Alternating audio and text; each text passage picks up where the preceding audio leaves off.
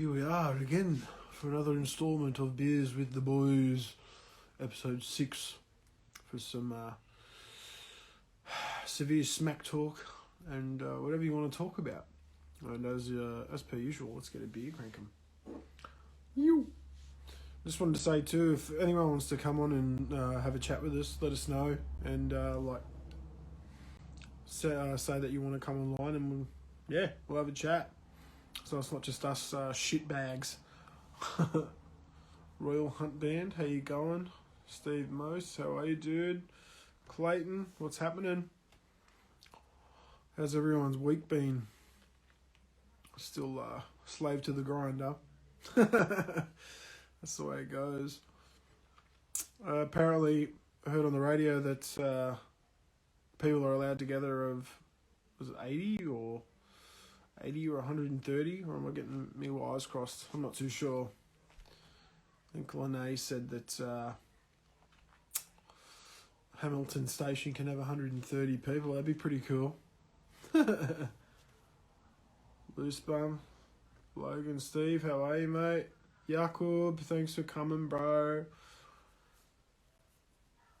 Just for everyone that's jumped on now, if you wanted to come on tonight, let us know and we'll get it happening. So it's not just us shitbags. Hey Tim, how you going? Hey Deb. Hey mate.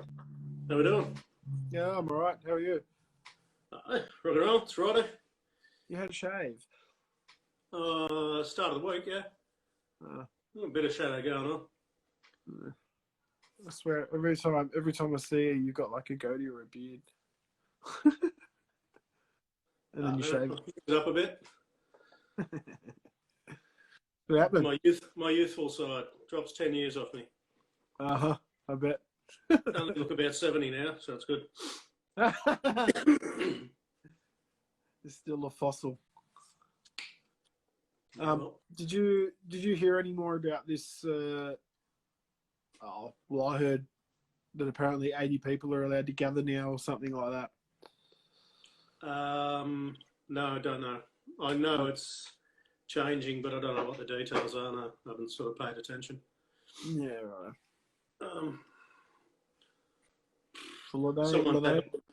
Someone's advertising a gig at the Hammer, a metal gig in sort of start of July-ish.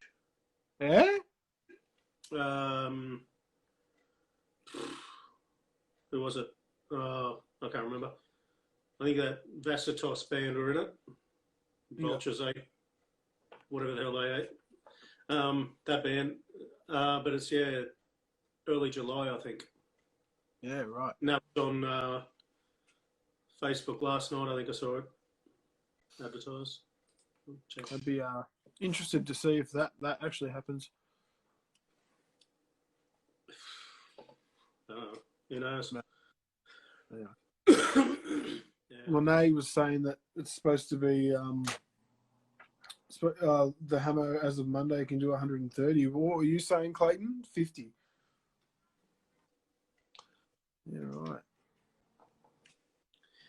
I think it depends on the size of the venue. Yeah. With like social distancing and whatever. Yeah. But I don't know. Was it only 10? I just saw the photo of you on Facebook. Bit ordinary. We're going to put something. Yeah, this is true. I don't know. I can't find it.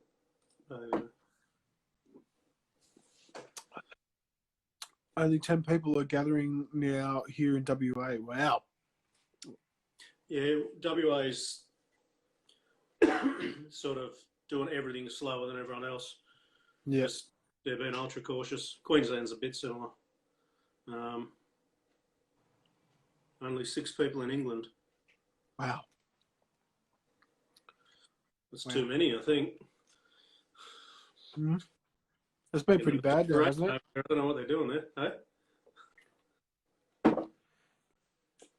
They got hit pretty hard with it. Oh, Christ, yeah, they've lost 40,000. Yeah. real ugly. Bad, man. The mate of mine died over there of it. The Yeah? guitarist out of PFJ. The other guitarist out of PFJ. He died in April. Oh, wow. That sucks, man. He'd been living over there 15 years, but yeah. He was my age, so. So he's 90. He's a dick. Hey, Lisa. Jono, Hoodie is the bomb, Joey. That's all good, dude. I'm glad it got to you eventually. He was, Jono messaged me and he said, man, you got any idea when this hoodie's going to arrive? I'm all right, I'll go and investigate. And after looking at the tracking number or whatever, it said it had been delivered like 2 days ago. Like, what the fuck? I got a parcel coming off that Wish site that apparently was in Sydney a month ago. I still haven't got it. So I got from China to Sydney in, I think, 4 days or something. Yeah. And that was a month ago. It's sitting somewhere in Sydney in a warehouse. So an hour and a half up the road, but it's been sitting there for a month. I still haven't got it. So Australia's just, what is it? Just some crap for Bella. Just light, LED light things. Oh, all right. But I've got 3 records coming from England. It's in the same deal. Like I was supposed to be here a month ago, and nothing. Sitting in Australia Post's cellar somewhere. I don't know. Australia Post strikes again. Ordinary. Normally they're all right, but I think they're just using this as a bit of an excuse to have a rest. Yeah, maybe. Yeah. Play some spoons, Dave. You got any spoons? I own spoons. I don't know how to play. I got no idea. No, I have no fucking idea at all. We're not a clue. Why am I? Can you play him, Lisa? Interesting spoon fact. There is a spoon solo in Ace of Spades. Yes. In the middle, after the guitar solo, which you can barely hear, but I'm surprised you can hear it. No, you can barely hear it, but you see classic albums, when they do the Ace of Spades, they actually track it and they put the thing on. It was filthy. Filthy animal. Taylor did the spoons. So there's actually a spoon solo in Ace of Spades. Wow. Yeah, bit of trivia. But did they film that or? Yeah, the classic album series where they go in and break down how an album was made. There's one episode on the Ace of Spades album. And they go in track by track and discuss what it's about and how they did it. And then they go in with the original mixing master and they can highlight different tracks and that. And they highlighted the spoon solo. Yeah, right. Yeah. Great series if you want to check it out. Like, there's one, Queen Night at the Opera, Maiden, Number of the Beast, Deep Purple, and they actually pull apart all the songs and get there with the original mixing desk and the original mixer and show you how it all went. And worth a look. Yeah. When they solo like different channels and stuff. Yeah. What's it called? It's classic albums. There's 2 or 3 series of it, and they just go. I remember one of the Queen ones. They did Bohemian Rhapsody, and they just isolated all the vocals. Yeah. And showed how, like all 4, because there was no digital sort of then. All 4 of them actually hands on the desk, so 8 hands on the desk at once, trying to mix this thing while they were recording it. Wow. Yeah, massive. To automate it. Yeah.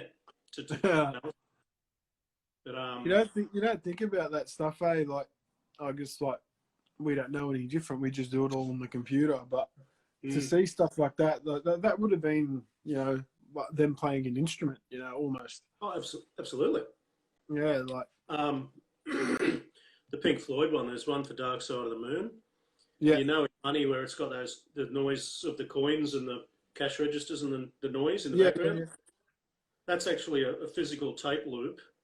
And to get it the right length, they kept experimenting and pulling it further and further out of the machine to get the right length. And they ended up with it circulating through the tape machine and around a microphone stand halfway across the studio to get the actual right timing on it.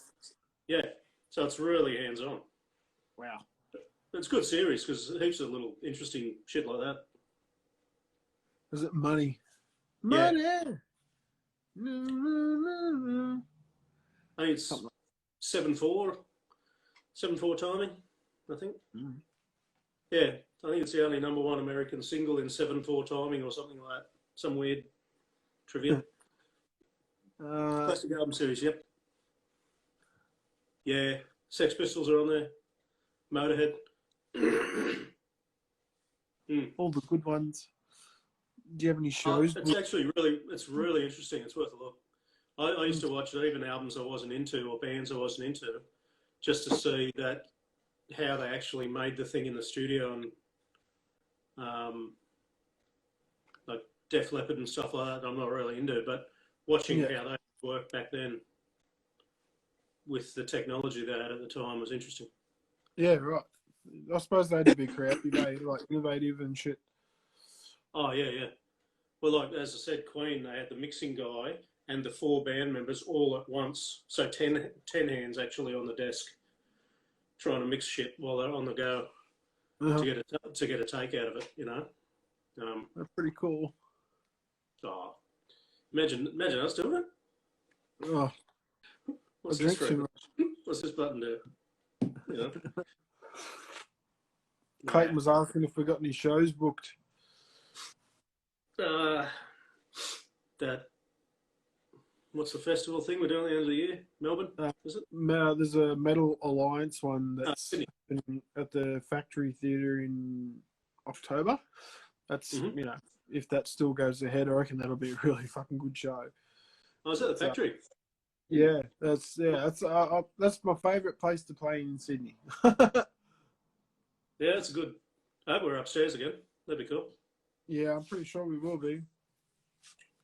Right. And yeah, other than that, we got that one booked in December in Melbourne. Mm. So, we had a heap of them booked, but they all went down the gurgler. So, go on. But we do have a new song in the works. Yes, we do. Working title Naka Laka, thanks to whoever came up with that last week. Jono, all right. Yeah, it's coming along. That should be committed to tape in a few weeks. So, we'll start putting it out there. We'll start putting it out there. Yep. Yeah, thanks, Jono. I got him, man. Pictures of me in the hoodie. I hope he's got pants on, not just the hoodie. It's disturbing, otherwise. Top half, bro. Lisa, yeah, definitely come. If you can make it, come. Come say g'day. Have a beer. We like to drink beer. Yep. Yes, we do. Keen to hear the new material. Oh, man, I'll see how I go on Sunday, and I'll do like a Facebook live stream and play a little bit of it, and yeah. And shows. I might just do like a little clip or something like that. I find every time I play, like on this Instagram live or play something, it doesn't sound right. Like it clips out and stuff. And no, it's not. Yeah, is what it is. Yeah. I'm not picking up an acoustic for it. That's just no. It burns. I've got one, man. It's got the same set of strings on it from when I got it when I was 21. I had a couple over there. They're about an inch thick in dust. Just, I love it. Brief Simon and Garfunkel phase. Gonna need a stronger drink with me. Yeah, dude. Get into it. No doubt. Little Flannel Crusader will be smashing some JDs. Is there anyone else having a drink? If so, what are you drinking? Don't go acoustic. It needs to be Brutal Refuge. Absolutely, man. It's fucking heavy metal, man. Like, no. So we shouldn't do an 80s power ballad? You can get fucked. Tell me all your hopes and dreams or something? Or Turbo Lover 2.0. No. You know you want to. No. Oh, a little sip of naughty water, a bit of absinthe. Oof, that Cooper's stuff's Red. nasty. What, Right? absinthe or Cooper's Red? Well, both of it actually, but absinthe's just brutal. The I haven't proper had any like the proper stuff. I have. Eh?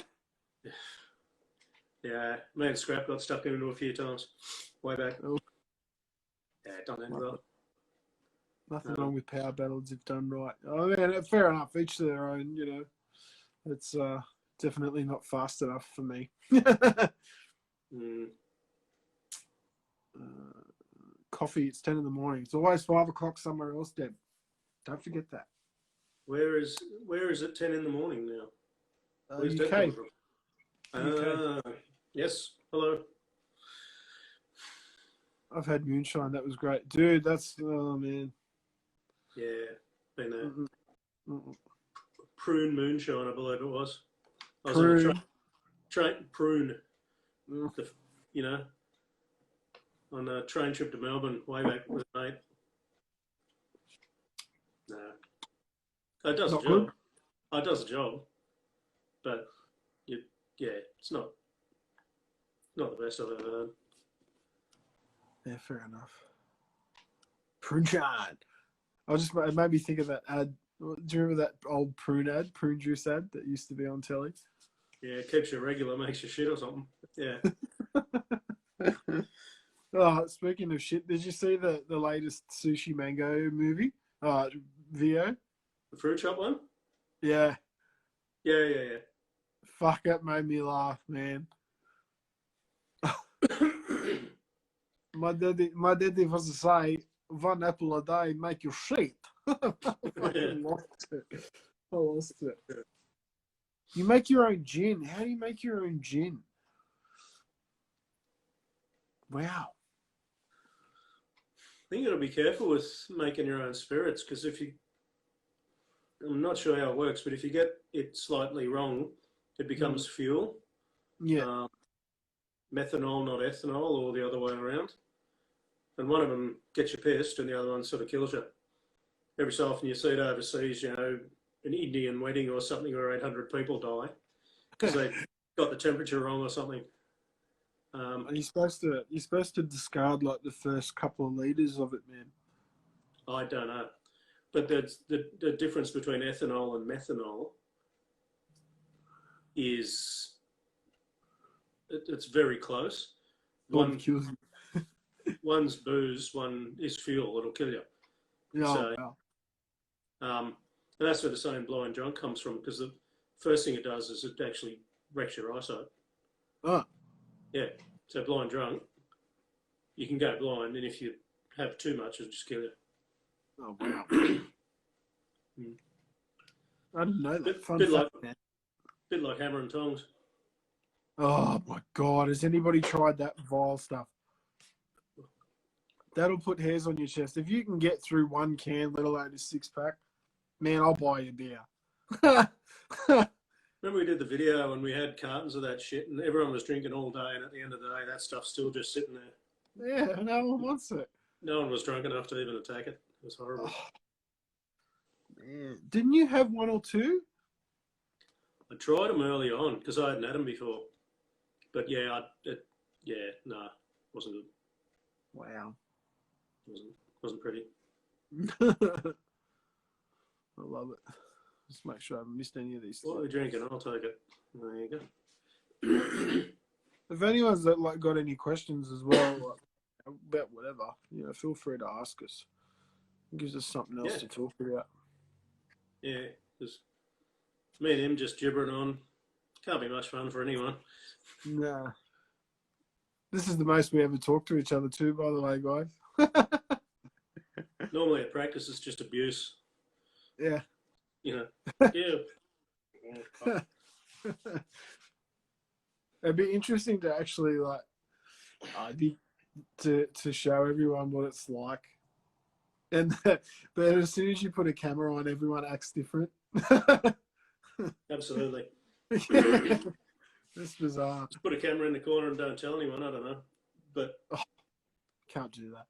We may have to edit it. Some incriminating whatever. So you're saying don't do it live? Oh, no. Nope. Thank you for the merch. You're welcome, Jono, man. Wear it with pride, my friend. Spread the love, spread the word. So the figure 13 wants to come on. Yeah, why not? Yeah, right. All right, Davey. Ciao. I'll probably Live long and prosper. Yeah. So how do you do it? Like that. That's a good base exercise for finger independence. I can't do it.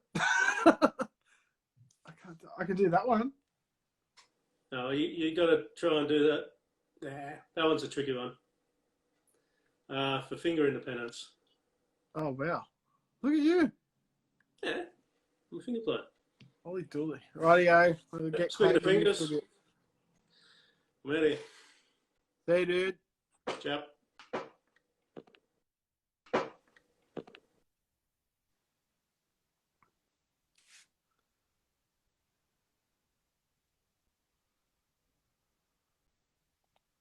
Hang on.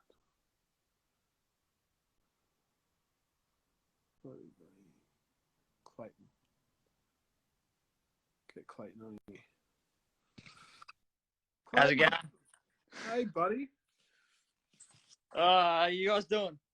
No, I'm alright, man. You know, just going through the motions and, you know, still going to work and whatnot. What about you? Out today, fucking roofs and shit, man. Huh? I'm doing gutter cleaning, so I gotta get up on roofs. So if it's raining, we're kind of like can't do it. So we got rained out today, so That's a all little right. bit fucked, but gotta do what you gotta do. Was it casual work? It's technically full time, but it's just whenever the weather's good, really. So sometimes I work 10 hours a day, sometimes I work 6. Yeah, fair enough. But the 6-hour days are good. I get to come back here and I get to practice a bit. So fuck it. Lucky you, man. You know, like, I wish I had that. I work probably 10 or 12 hours a day, and then I got to come and do this stuff. It kills me. Oh man. How you been anyway? I haven't seen you like for ages. I've been good. I've just been like, yeah, just fucking around trying to get Painkiller right. Yeah. It's like basically for the Judas Priest show. It's like that's the one song that we're all going for. Yeah. So we've all got to be able to play it. So when we want to play it, we can. But yeah, it's one of those things where it's just like, yeah, well, just learn that one, and basically every other song will just be easy to do. So well, yeah, it is easily the hardest one, and the master's got the solo down. So props to him for that one. That sweep thing. That sweep at the start, I'll look at him do it. And I'm like, man, that's just that's nuts, man. Well, then you get the death version, and that's even worse. Just Chuck, man, he's a weapon. Dude, he was a god. He was a god. I had a question here before, Clayton. I just realised I didn't understand what that was. I'm just going to answer it. Yeah. Do you guys record track by track or as a live recording? All right. This is from Yakub. Sorry, man. All good, man. Yeah, track by track or live. So we usually do track by track, and then like instrument by instrument, and even section by section. So we tried like a live recording when we did that cover of Creeping Death, and it turned out really good. But like I think about our music, and I think it definitely requires a lot more detail, and I think it's hard too. If you got 3 or 4 people playing at the same time, like you're concentrating on too much at one time. Whereas if you're just doing the drums, then you're making sure that the drums are right, and then build from there. You know what I mean? Like that we found that that's the quickest way for us to do it, so that we're all happy with it as well. It still sounds great, but there is something about like recording as a whole. There's definitely a vibe thing that happens, but yeah, it's you got to really rehearse and shit, man. And our music's mega fucking challenging. It's like it's hard for us to play. Yeah, I was there for that the cover, and the way that came together looked pretty simple. But obviously, if you're doing, ideally everything you want to do is track by track. So you'll go in, you'll have your scratch tracks for the guitar, then you lay your drums down, Yeah, and then everyone can go, okay, well the drums are perfect, so just play, and then build from there.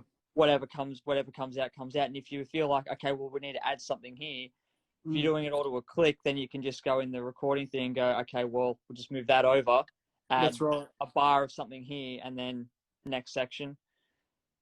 At least that's what I've seen a lot of bands do. Like Dream Theater will jam out songs and songs and songs, and then they'll record them all individually. So they, like, as they're, I think for the Distance Over Time album, what they did was they jammed, laid the scratch tracks, and then everyone recorded all their parts individually.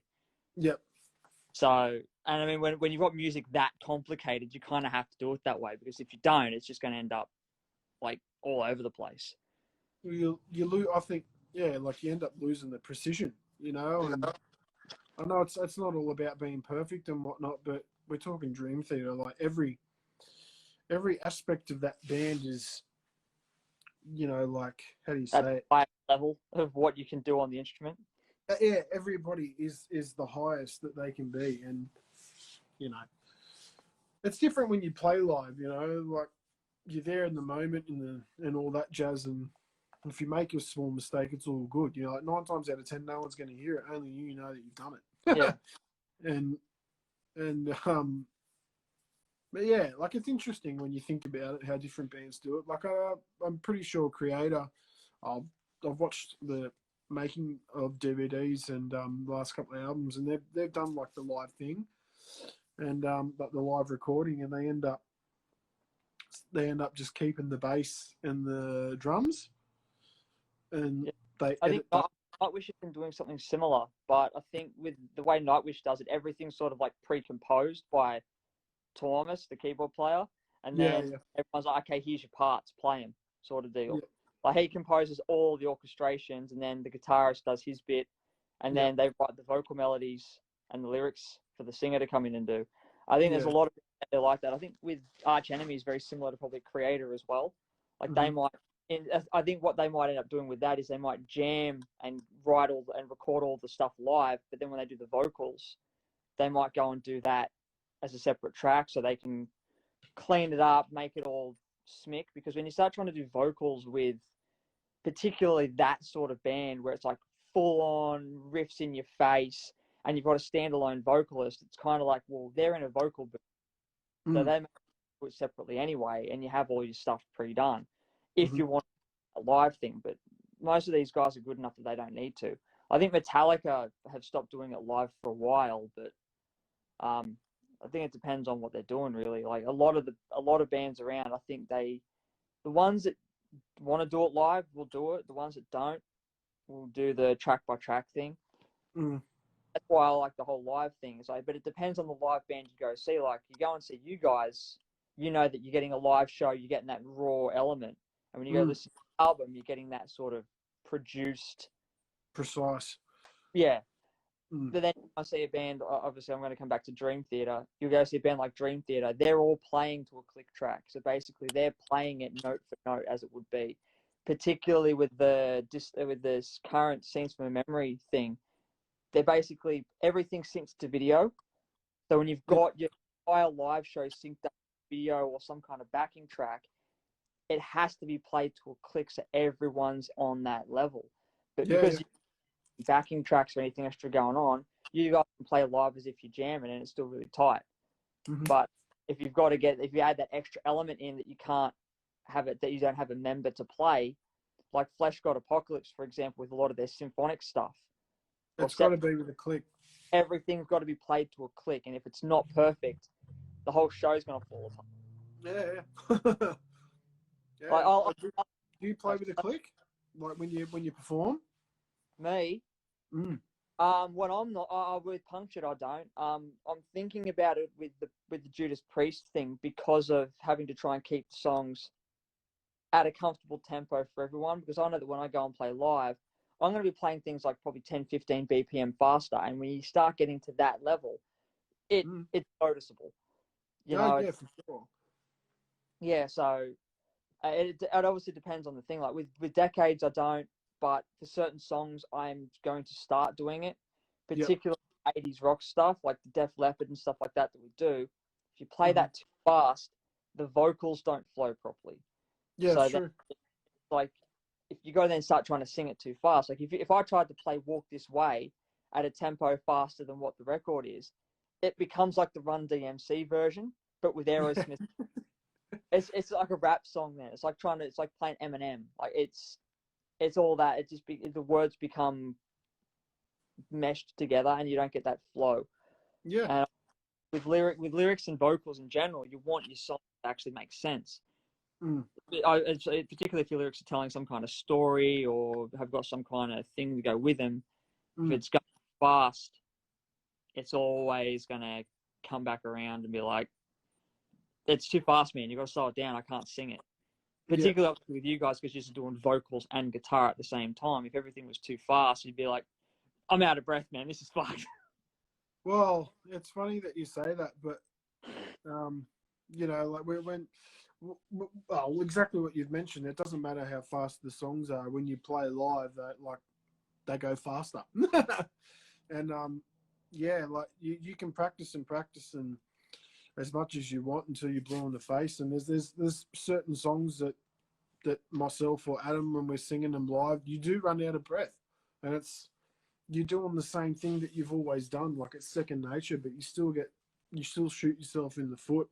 But I found too, like, it's bizarre, man. You know, if we play the songs like a tad slower, it feels harder to play.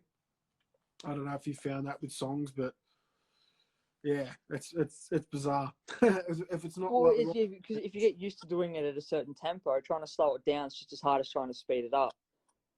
But when you're learning a song, like particularly something that's pre-recorded or pre-written, a lot of people, I find, if they're doing that when they're going and working or doing session work for another band, like when Alex Rudinger, I think he started doing all the Whitechapel stuff. He was learning stuff at about 80% speed, and then speeding it up just to get the chops up to play it. And a lot of guys will do that when they're learning a song that they need to then play on. Like, for example, if I'm just, this is a hypothetical thing. If Zach got injured or something and couldn't do a tour, and you guys asked me to come fill in, I'd be doing it like that. I'd be going, okay, well, I need to learn all your material exactly as Zach has played it. I'm going to have to slow it down to learn it and then speed it up. So I'm playing his parts, sort of thing. So I'm not playing things too different. And then it's like most players will do that. Like, they'll go, okay, well, I can't play it at this speed. I need to learn it slower so I can understand what's going on. And okay, well, that feels like that. Okay, now I'll speed that up. So it's like when you're doing it that way, it's fine. But if you're used to playing something at a set speed and then you try and slow your own stuff down, it's like, okay, well, why is this feeling like it's so hard to play? Because then you're fighting against what you're hearing, and it's just like it's weird. Same thing with speeding it up as well. It's just like, okay, well, why is this harder to play? It's just because your muscles are used to doing it a certain way. It's all muscle memory. So trying to play blast beats, if you're not used to doing it, you can give yourself severe problems. It'd be a hard thing to learn, though, wouldn't it, man? Like, it's all technique, but well, it's like, oh, I've got a pad here, and I'm basically trying to learn fingers. Yep. So doing stuff like that, but using less arm and less wrist and more fingers. It becomes really, really hard to do. Particularly when you've been used to throwing your arms at stuff, because you're more of a rock guy, and I'm trying to get my technique or refine my technique so I can push myself to go quicker if I need to. Even though I don't really want to push much faster than, say, 200 or 220, I still want to be able to get there if I get over that if I need to. So I've got to teach myself all the techniques, particularly ankle motion with the foot as well, like ankle technique for the feet, and then fingers and wrists for the hands. And it's all building stuff. And if I wanted to go faster, I'd probably then like, well, I'm now going to need to learn double strokes with the feet, which a few of my drummer mates can do, and they're playing like 280, 300 BPM as if they're not even breaking a sweat. I'm just sitting there going, man, fuck, come on. Are they Show some using talent to triggers, the rest man? of us. Are they using triggers when they double stroke? Like, 'cause I don't imagine that you could get a full on hit with an upstroke like with your foot. That's when you have to start using the triggers and everything, because it's even when you're using single strokes too. Once you start getting over about 260, particularly if you're only using one kick drum, you're not going to get much clarity with the note. So the trigger then adds that clarity back. But when you add a trigger, if your technique is crap, it's going to pick that up. So it's like people who go, oh, triggers are cheating. It's like, no, if you can't actually play this and play it clean, the trigger's just going to show that. So you can have the best drummer in the world, and if he can't play consistent and clean, the trigger's going to show that. It doesn't matter who it is. It could be Portnoy, it could be Mangini, it could be George Kalias, could be Lars Ulrich. It doesn't really matter who it is. It's just if you can't play that clean, that trigger's going to pick that up, because there's no dynamic with that anymore. It's like you get the hit, that's it. So you can't hide it behind. You can't hide sloppiness behind trying to play softer. Well, that's it. That's it. Particularly with double strokes, it's like even with the hands. I see a lot of guys will use triggers on their snare, but it's sometimes to gate it so they can add a bit of stuff to it to basically cut out a lot of that stuff. I don't know the technical side of it, but I just know that's a lot of what they do. They gate the snare so that but yeah, there's no bleed and shit. Yeah, that's a horrible drum to isolate. Well, I would think for me, it's like the snare. It is a horrible drum to isolate, particularly when you're close micing everything, because then you got your tom. Like particularly with my kit, how close my toms are to my snare. If you put a snare mic on my snare, my toms are going to bleed into it. Same with the hi hats. I've got my ride cymbal. I've got my ride cymbal near one of my near two of my toms. I've got another set of hi hats over near my floor toms. Basically, when Keefel has to record the Punctured single that we're going to look at booking probably towards the end of this month, or at the whenever he's available to do it, sort of thing, and when we're ready to do it, that's something that's going to come up. Is like, okay, well, how's these hi hats sounding through everything, because of how close I have everything of mine set up.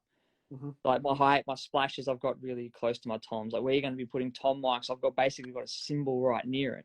So when I hit a splash, it's going to come through the tom mic.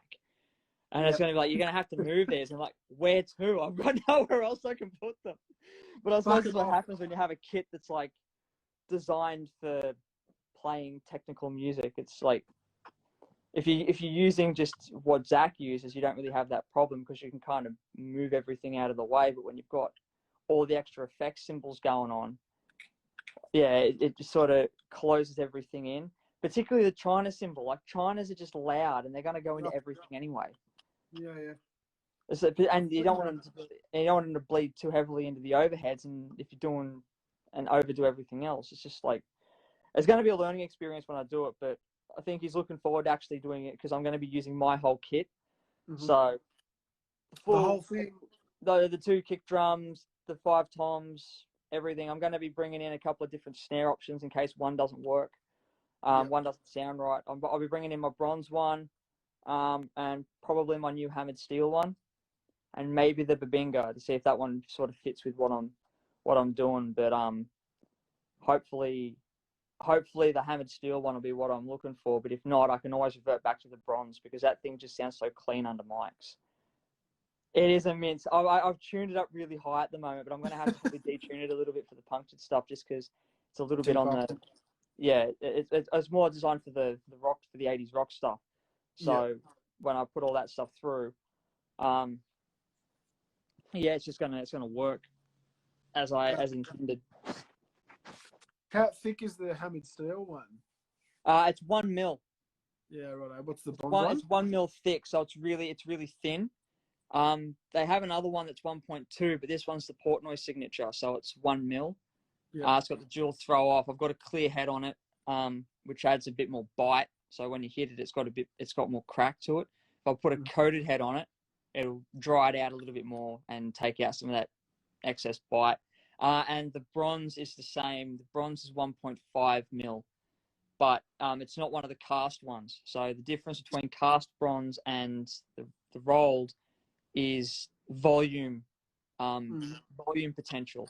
So when you get a cast drum of any type, the volume potential's higher because it acts like a church, like with particularly why they call it bell of bronze, because it's cast the way a church bell's cast, and you know how loud those things are. Yeah. They're all sand cast. Sand cast bronze has the loudest volume potential, but because of the way it's made, it also reacts to the slightest touch. So you can hit it really softly and you'll still get a clear note. And then you lay into it and yeah, it's like every Metallica record, I think, since the Black Album has had that snare on it. So they've had a Tama Bell Bronze snare since the Black Album. So that Black Album snare is that. And that's what you're getting. I love it. So there's obviously a reason. I remember hearing it for the first time in the studio. The ears went up, the eyes went Well, over. my bronze isn't even a cast one either. Like, if I had a cast one, you'd be like, oh, whoa. It's particularly under a microphone. A lot of studios own their own cast bronze snare drums because it's like, well, your snare's not really good enough. We'll pull out this one. It's usually always a cast bronze because they always react well under mics. But bronze has a particular sort of thing about it that causes it to react well with microphones. That's why Alex Rudinger primarily uses it live. And if you listen to Gojira, the Gojira records, that's all done with the cast bronze snare as well. And you hear how crisp that sound is. Like if you listen to they did that recording of Global Warming that they did in the studio, and it's all that ghost note stuff that he's doing on the snare. That's the cast bronze. Every single snare note is crystal clear. Even the soft ones. It's got this clarity about it that I can't quite describe from a non-drummer perspective. So it's why cymbals are used to make cymbals made out of bronze, because it's the quality of the actual material that's causing how it responds. But I'm happy, like I said, I'm happy to, every time anyone wants to borrow any of my snares at your studio, I'm happy to bring them in and let people play them and do whatever. And I'm looking at getting a cast bronze one at some point, but it's about $5,000. They are not, cast bronze snares are not cheap, but there are some companies that do them. Like I'm looking at Felix Tempest out of Germany. He does cast bronze the same way that the old Sonor the Sonor 590s used to be. He does it a similar way to that, and you can get, I think, a shell done for about $1,000. That's not too bad. So it's like the Tama ones are more expensive because of the history with them. The fact that they're one of the most recorded snares, and most recording studios will have one. You're paying for the brand. Yeah, well, you're paying for the brand too, but with the Tama one, you're paying for the history. And the fact that a lot of people say that the 80s Tama one, nothing sounds quite like it. Like there are a few that have come close, but I think it's because it's considered slightly overcast. So instead of being 14 inches exactly, it's slightly bigger. So the head sits on it a certain way and adds that extra character to it, which is why they're worth a fair bit of money. Like everything like that, you're paying history, you're paying for history, you're paying for the name. And the fact that I think at the time when they were making it, it had a 1/3 fail rate, so they weren't a guaranteed make if you were going to get them. So when you pull them out of the mold, it's if they crack it, they have to then re-smelt it and then re-pour it. So it was a long process to get it right. No wonder it's expensive. Well, yeah, that's why. But most of the guys that have got it refined down now, it works. But the old Tama ones were like, that's why you have to pay good money for them. Like I said, with your studio, if you guys had that extra money and you wanted to have one snare in your studio, I'd say that's the one you want to get, because every time you record that, it's going to sound the way you want it to sound. Just tune it right. You tune it exactly where you want it. Play it. It's going to sound perfect under microphones every time. You won't need to do much EQing with it, because it's basically got that. You want that snare sound? That's that sound.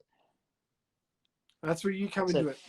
Yeah, I can only do so much. If I can only do so much with cheap drums, but if you've got a good drum kit and you've got good sound, and you know what you're doing, you can kind of get everything to sound where you need it to within a studio setting.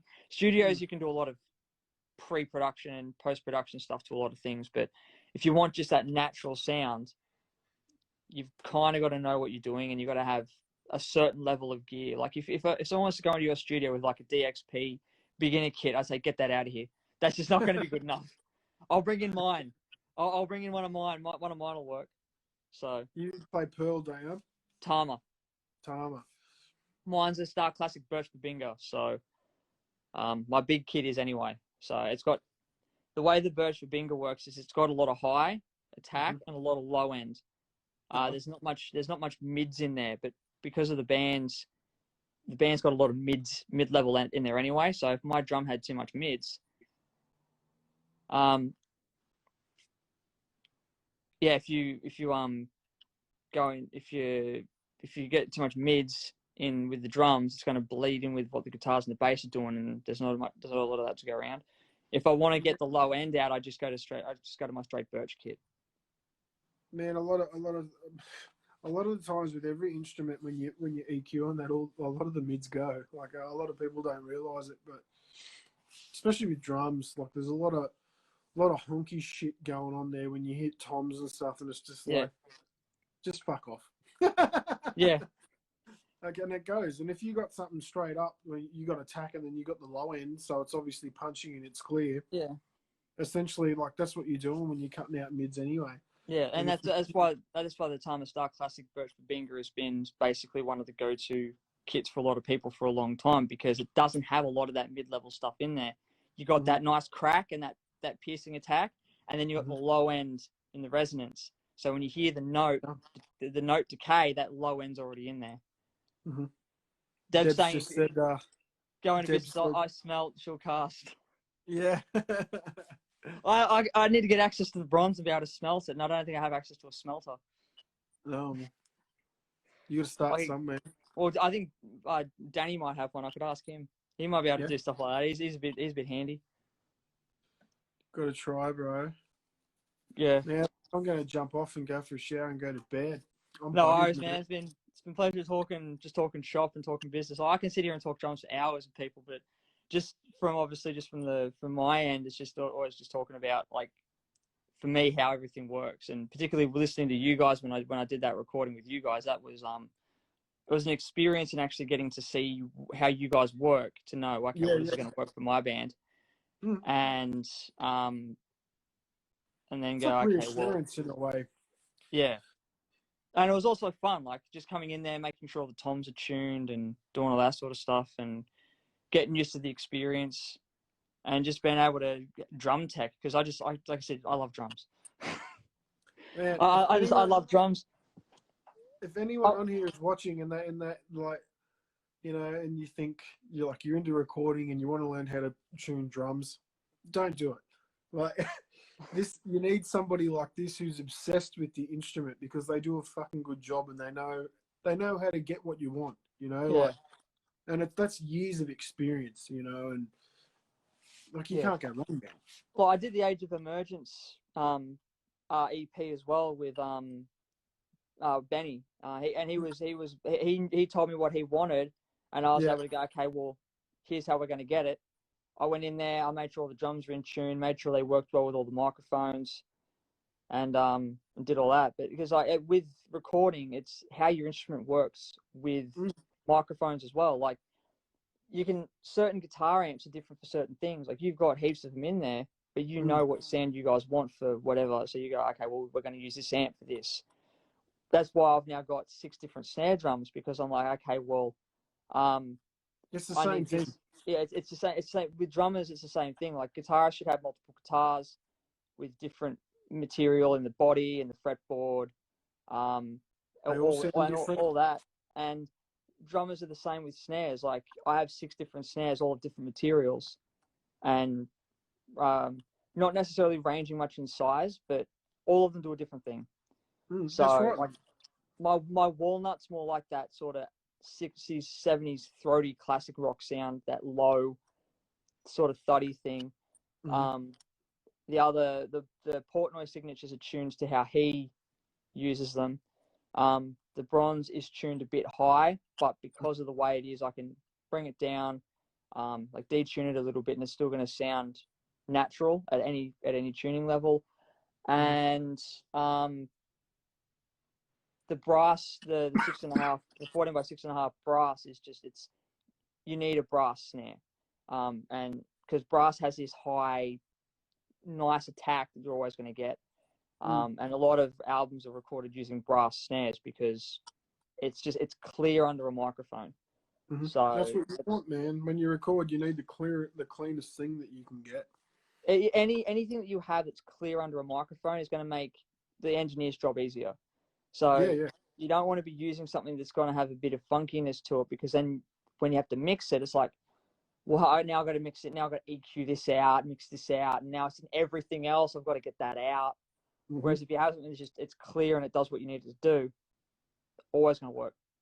Man, it's the same with any instrument, like whatever it is, you know, like guitar or bass or whatever. Like it's the same thing. Like you can even EQ on the way in. Like we do that, you know, and a lot of people, like I guess, or maybe people that are starting out and stuff, they wouldn't be that way inclined. But it's you know, exactly what you just said with the drums. You know what you want from the start, and then you know how to make it easier in the post. So that's like you're tuning your drums and your muffle. It's the same. It's the same thing that every new player should always learn. Like everyone just wants to learn how to play, but at some point in time, they then need to learn how to care about what the instrument is and how to look after it, how to maintain it. Like with a guitarist, you teach them to be able to change their own guitar strings. As a guitarist, you can't change their own guitars and set up their own guitar. Well, what's even the point? Like you're a gun player, but you haven't got you can't. Why can't you set the guitar up the way you like it? You have to have someone else do it for you. Same thing with drums. Every drummer, when they start playing, so it's like, hey, I just want to play drums. But you also still need to learn how to tune, how to select the right heads for the right sound that you want, or selecting the right cymbals as well, and then selecting snare drums and all that other sort of thing, and even pedals as well, like picking the right bass drum pedal that's going to suit how you want to play. It's like picking the right set of sticks. If you're using the wrong set of sticks, you're not going to be able to play the way you want to play. You've always got to go and check always pick up the right set of sticks. That's it. Once you get the right set of sticks, everything's going to work. Right set of pedals, everything's going to work. And it's going to feel natural. Same with guitars. You always want to pick the right strings, the right distortion pedal, set it up right, have your action a certain way, and all that sort of stuff. Well, Tristan, the sound and the playability and all that shit. But yeah, Clayton, I'm going to go, man, because this is going to end shortly. Yeah, no, it's all good. I'll leave you to it. All right, bro. Thanks for jumping on, and I'll talk to you again soon. Hopefully, we go to a gig soon. Yeah, I'm hoping to. Like, if that one at the Hamo pans out, yeah, I'll be that one. So I want to try and get there early so I can get in, because if it's limited to 50 people. Oh, that's good thinking. Yeah, get there early, get some drinks in you. You don't have to tell me twice. All right, man. All right, dude. See you later, everyone. All right. See you, Deb. See you, Derek. Have fun at work, dude. He's in the United States. It's like 5 o'clock in the morning or something now. That sucks, man. All right. Good night, everyone. And yeah, we'll see you next week. Take it easy.